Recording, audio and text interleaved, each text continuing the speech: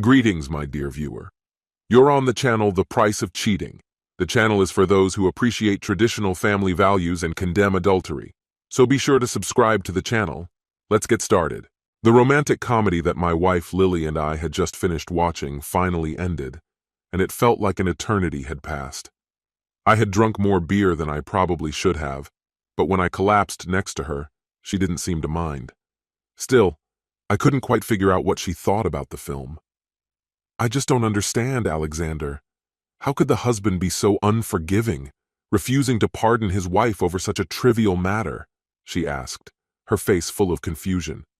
"Are you joking?" I snapped, my voice sharper than I intended.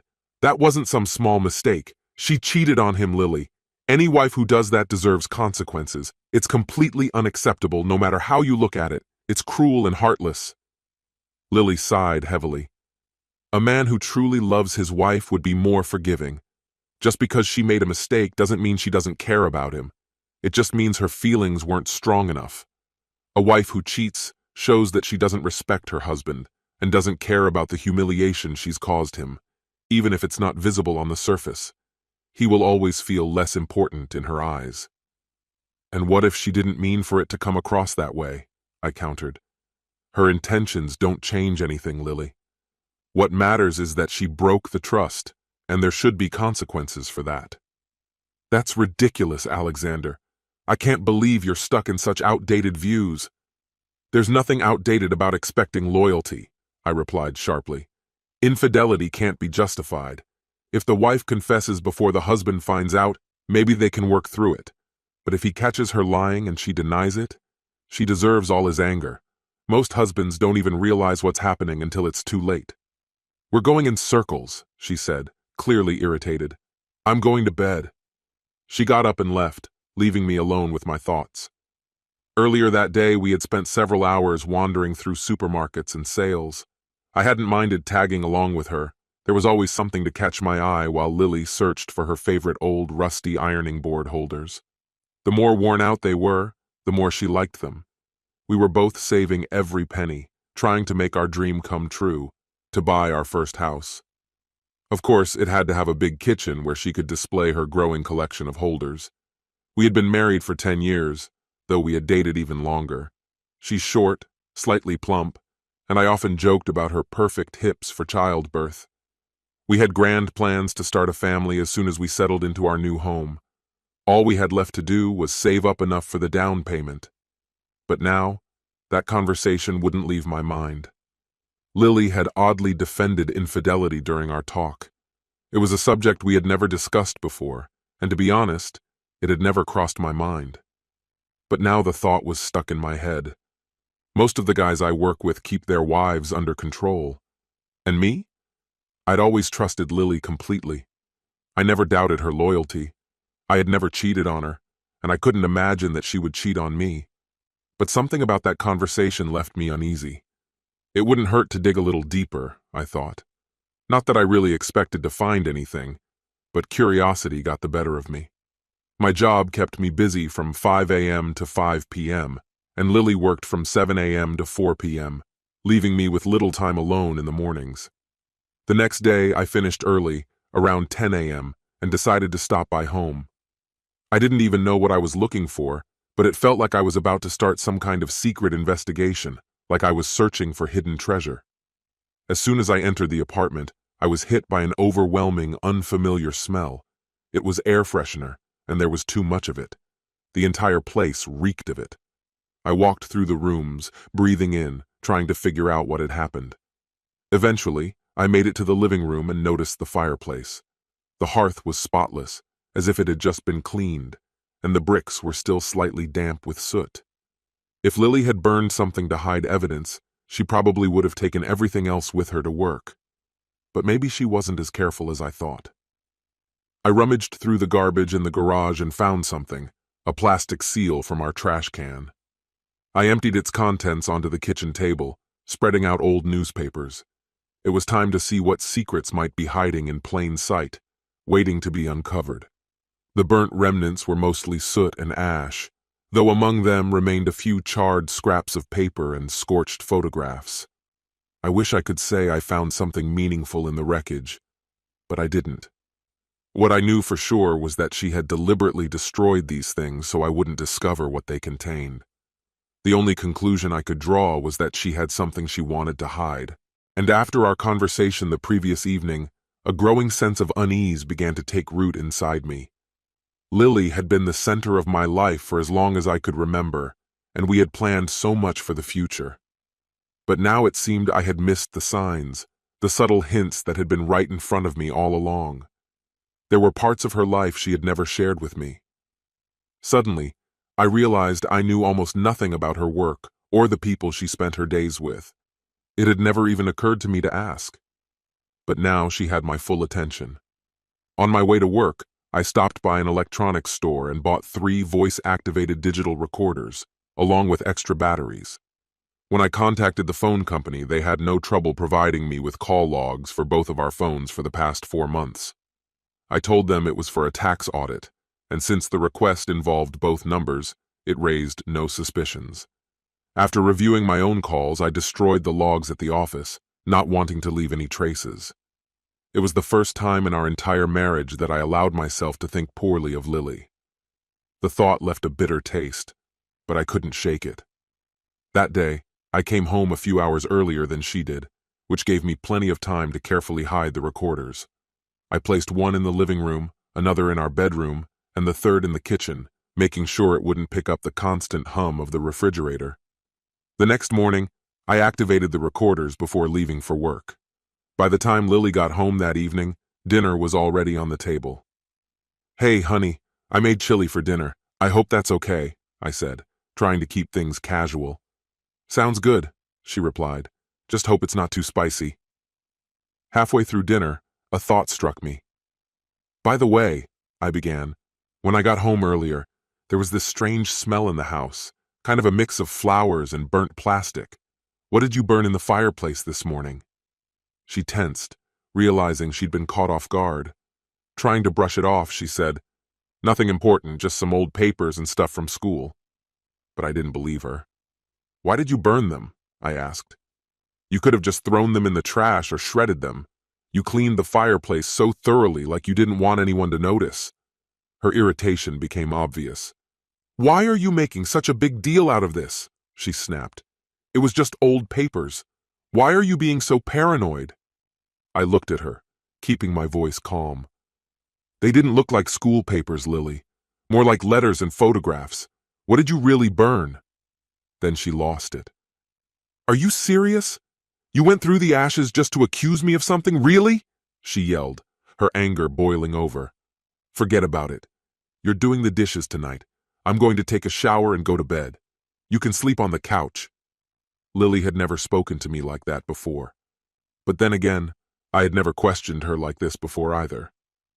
As soon as I heard the water running in the shower, I seized the moment to grab her phone and quickly recorded all the numbers from her speed dial, recent calls, and saved messages. I transferred her contact list to a file on my computer in just a few minutes. Sleeping on the couch didn't bother me, but the smell of lilacs mixed with burnt debris made it hard to breathe. The next day, I took a sick day. I left the house as usual, making sure to turn on all the recorders before I left. But instead of going to work, I spent the day at a cafe, just waiting. When I returned home around 8 p.m., I immediately sat down to listen to the recordings. Lily had made one phone call. "Things are getting a little difficult at home," she said. "No, it's not serious. He suspects, but he doesn't know what's really going on. He's becoming a real problem. I think I can manage. Friday seems like a doable deadline, most likely. See you then." I still didn't know who was on the other end of the line, but I suspected I wouldn't stay in the dark for long. What exactly was supposed to happen on Friday? That question lingered as I spent the morning at the library, going through her call logs. I could have done this at home, but the telephone directories available here were far more reliable and faster than anything I could find online. Of course, they were useless for tracking mobile numbers. I managed to rule out most of the numbers by matching them with known contacts or entries in her address book. But one number stood out. It was linked to a contact labeled MT. Not only was this number saved in her phone book, but it was also on her speed dial list. A second entry with the same initials pointed to a landline, Michael Taylor's number. I knew him, Lily worked with him, and we had met a few times. The last time was at a corporate event about 2 weeks ago. I recalled how Michael and Lily had spent most of that evening together, practically glued to one another. That memory made me uneasy, especially since Michael was there with his wife, a petite brunette who, like me, didn't seem to be enjoying the evening much. I began piecing together a timeline, noting every instance Lily called Michael over the past 4 months, as well as the times he called her. Oddly, there were no text messages from him. This morning, I was almost certain it was his number Lily had dialed. Despite the growing number of calls, I hesitated to jump to conclusions. After making copies of the call logs, I decided to head straight to Michael Taylor's house. I had nothing to lose, so I knocked on his door. "Alexander Singh, right? What brings you here?" "Good afternoon," I replied. "I was hoping we could talk." "Please come in," she said, clearly surprised by my sudden appearance. "This is unexpected. I feel like I'm at a disadvantage." She introduced herself as Isabella, Michael's wife, and extended her hand to me. I shook it, though my thoughts were elsewhere. And then, without warning, she struck me with her words. "Alexander, I think it's time we talked about the affair between your wife and my husband." Her words hit me like a bolt from the blue. I hadn't expected this turn of events.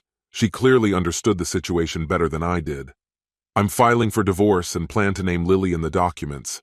I have enough evidence and I think we could help each other." "Isabella, I'm not here to complicate your life. I only found out about this yesterday and I have almost nothing, just the call logs." "Show me," she said more firmly than I expected. I handed her a copy of the records. She flipped through the pages with the precision of a seasoned detective, making notes and comparing them with the documents she had.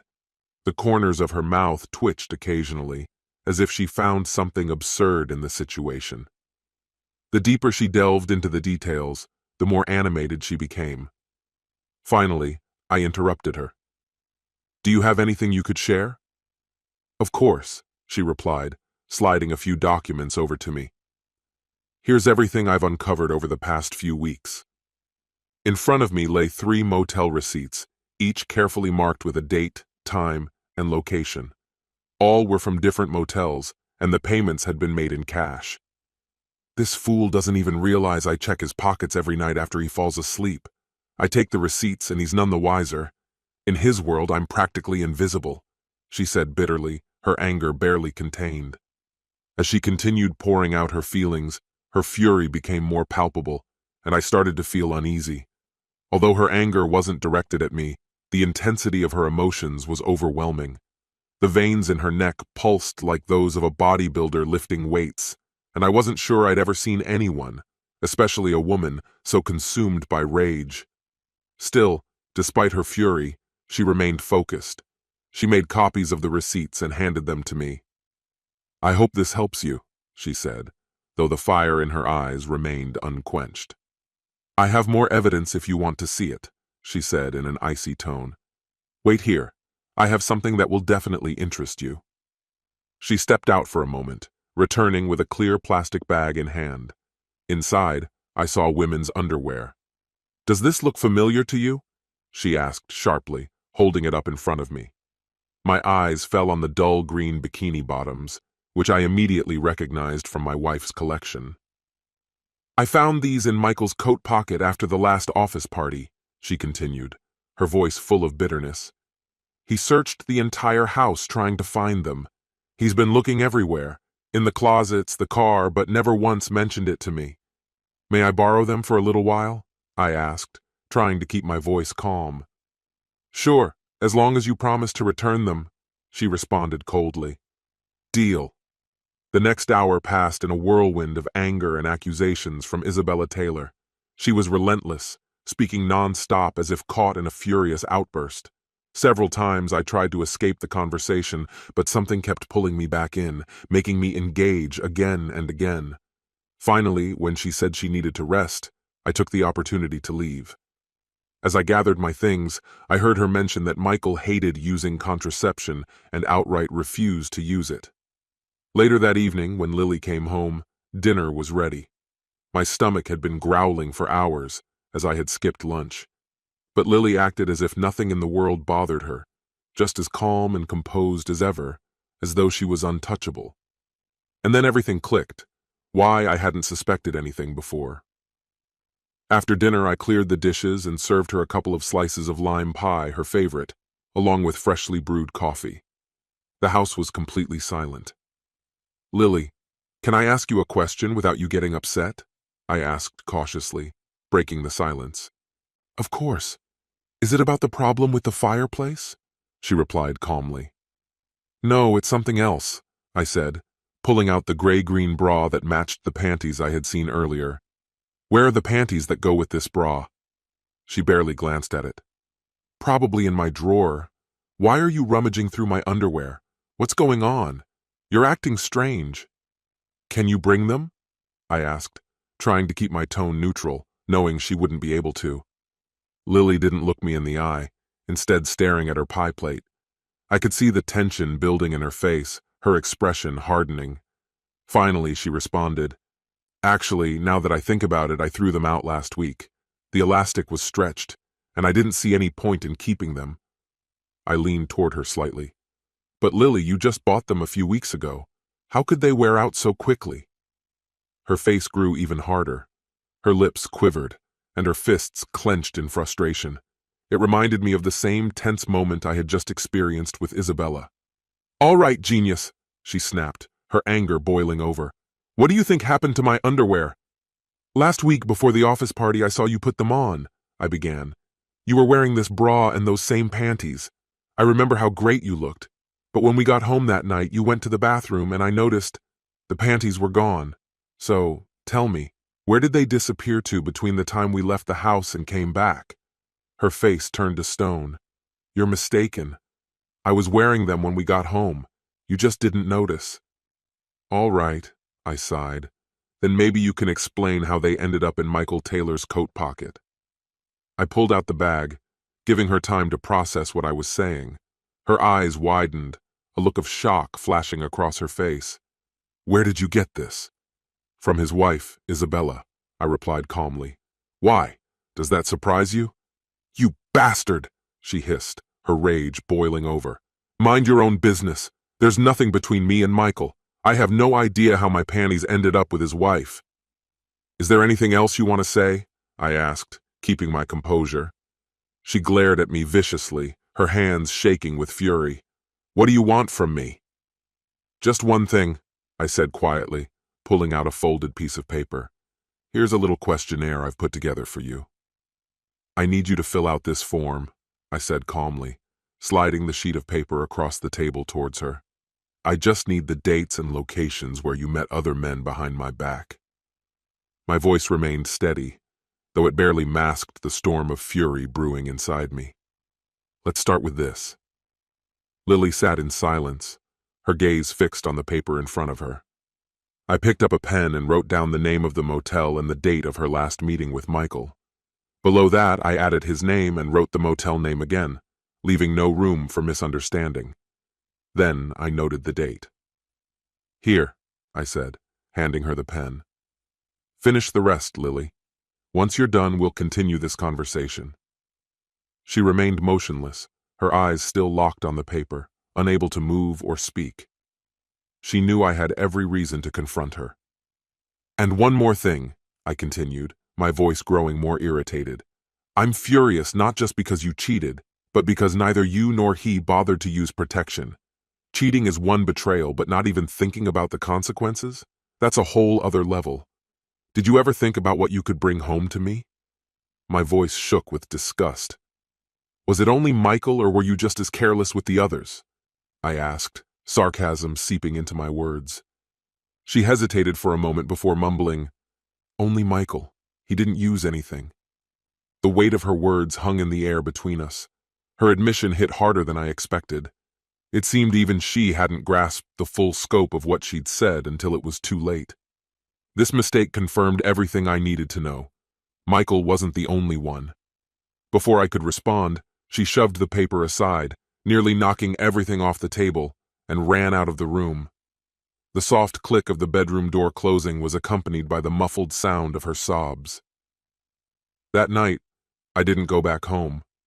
I found the nearest motel, rented a room, and told work I'd be taking a few days of sick leave. Keeping my word, I returned Isabella's lingerie. She was unusually silent this time, her face tense and uneasy. I didn't ask questions, just left, sensing her discomfort. I checked into a small, run-down motel that rented rooms by the week, complete with a basic kitchenette. As I drove past our house, I noticed Lily's car was gone and went inside to grab whatever I could carry. I bought some essentials, dishes, utensils, a few pots and pans, and within an hour, I had settled into my temporary hideaway. It was surreal. Just a week ago, nothing like this seemed remotely possible. As I walked back to my car, I noticed Michael Taylor a few parking spots away. He was unloading his belongings, moving into one of the motel rooms. I smirked quietly. That bastard was going through the same thing I was. Either Isabella had kicked him out, or he had left on his own. In the end, it didn't matter. The outcome was the same. Shortly after, Lily's car pulled into the parking lot. She didn't see me or my car parked nearby. She and Michael spoke for a few minutes before heading into his room together. Thinking they would be occupied for a while, I took the opportunity to go back home and grab the rest of my things. I packed my car to the brim.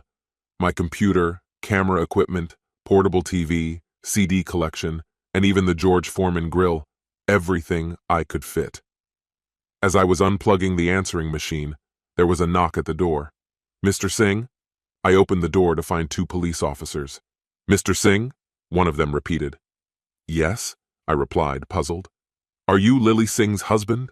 the officer asked in a serious tone. "Yes, that's me. Has something happened?